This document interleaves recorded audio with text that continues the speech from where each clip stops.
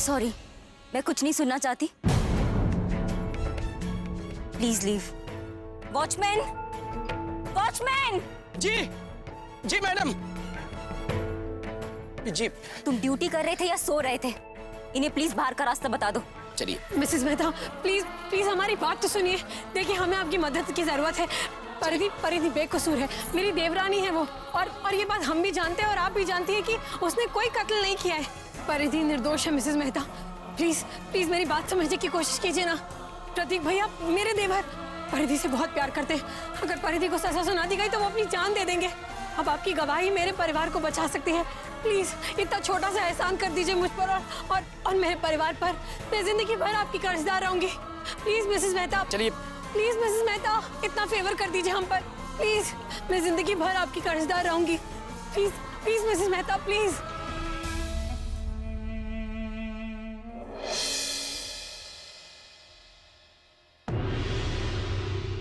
Your honour, the case is very clear. Mrs Paridhi Scindia एक बहुत ही ambitious औरत है।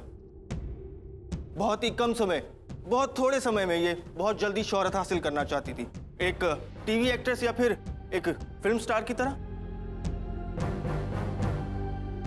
और इसी तरह लोगों के दिलों पर राज करने की चाहत में इन्होंने मेरे मुवक्किल मिस्टर करण मेहता को अपने हुस्न के जाल में फंसाया। और जब इन्हें लगा कि मिस्टर करण मेहता अपनी नई फिल्म में इन्हें साइन नहीं कर रहे, इन्होंने गुस्से में आकर उनका मर्डर कर दिया।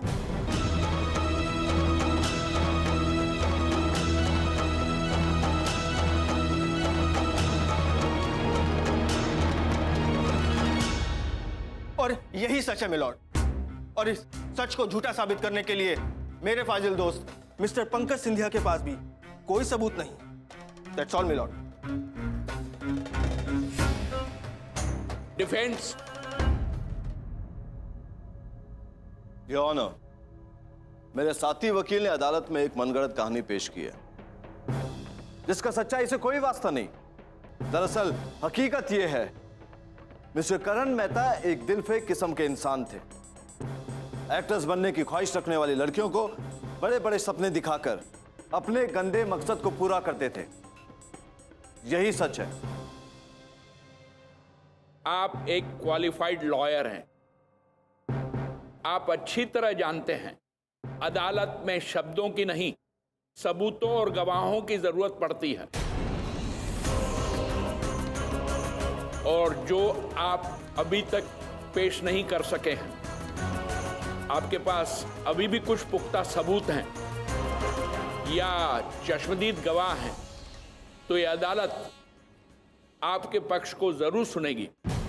मैं आपको यह बता दूं कि अदालत जज्बातों में बहकर फैसले नहीं लेती। मिसेस परिधि सिंधिया को निर्दोष साबित करने के लिए अदालत में पुख्ता सबूत नहीं पेश किए गए हैं।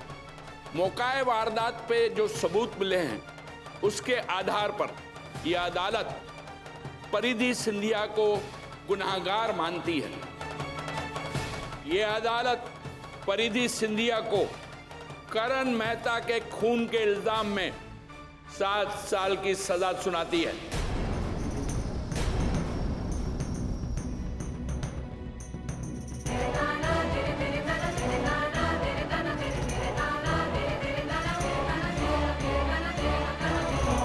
रुक जाइए जज साहब।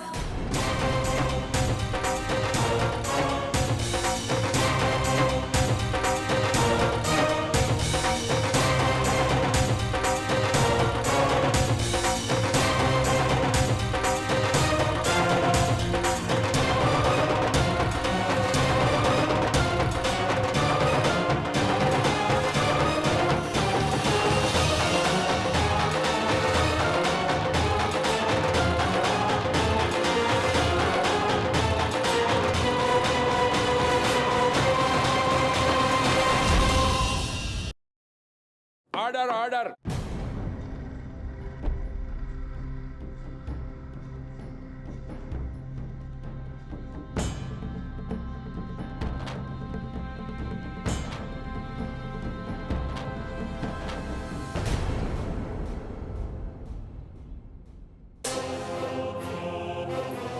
इस तरह देर से आने और अदालत की कार्रवाई को रोकने के लिए मैं माफी मांगता हूं। लेकिन इस केस में मिसेस करण मेहता का बयान बहुत मायने रखता है। हो सकता है कि इनका बयान आपका फैसला बदल दे।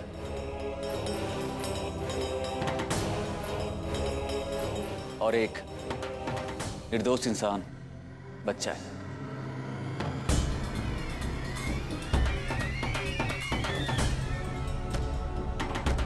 I object my Lord.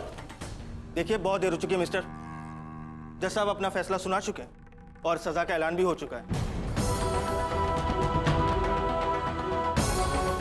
अब कोर्ट का वक्त बर्बाद करके कोई फायदा नहीं। माफ कीजिएगा, जज साहब ने फैसला सुनाया जरूर है, मगर अभी उस पर दस्तखत नहीं किए। और किसी भी फैसले पे जब तक कानूनी मोहर नहीं लग जाती, वो फैसला पूरा नहीं होता। कहना पड़ेगा, बिल्कुल सही समय पे एक अहम गवाह अदालत में आया। Defence, you may proceed. Thank you, your honour. Mrs Mehta, आप 2 मिनट के लिए विटनेस बॉक्स में आ सकती हैं।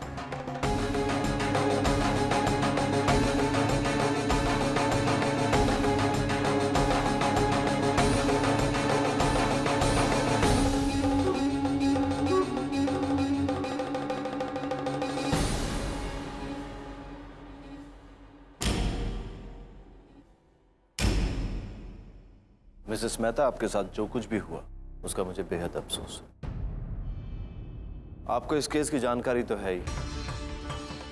आप अपने स्वर्गवासी पति के बारे में जो कुछ भी कहना चाहती हैं, आप इस अदालत में कह सकते हैं।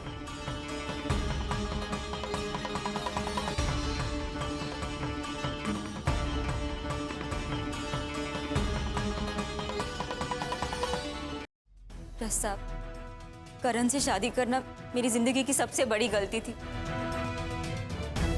हीरोइन बनाने का झांसा देकर उसने कई मासूम लड़कियों को फंसाया है, जबकि फिल्म बनाने का उसका कोई इरादा ही नहीं था।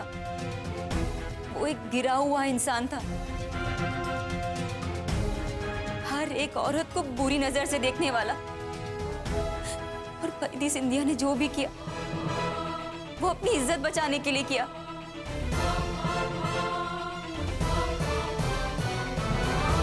जब परिधि ने करण के सर पर वार किया था, तब मैं वही थी और मैंने देखा। परिधि बहुत घबराई हुई थी, इसलिए वो मुझे देख नहीं सकी और वहां से भाग गई। करण वही उसी वैनिटी वैन में तड़पता रहा। उसके सर से बहुत खून बह रहा था। मैं चाहती तो उसको हॉस्पिटल में ले जा सकती थी, लेकिन मैंने ऐसा नहीं किया। मैंने सोचा कि अगर मैं उसे बचाती और उसे दूसरी जिंदगी मिलती, तो ना जाने वो परिधि जैसे कितने मासूम लड़कियों की इज्जत के साथ खिलवाड़ करता। इसीलिए मैंने उसे वही छोड़ा, मरने के लिए।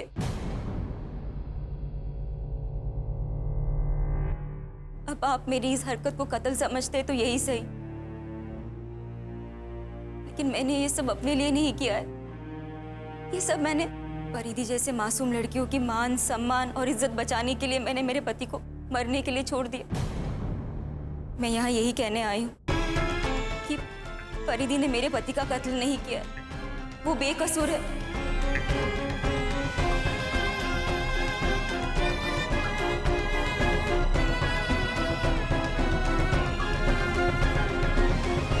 मिसेस मेहता के बयान से साफ जाहिर है कि करण मेहता की मौत परिधि सिंधिया के हाथों से नहीं हुई है।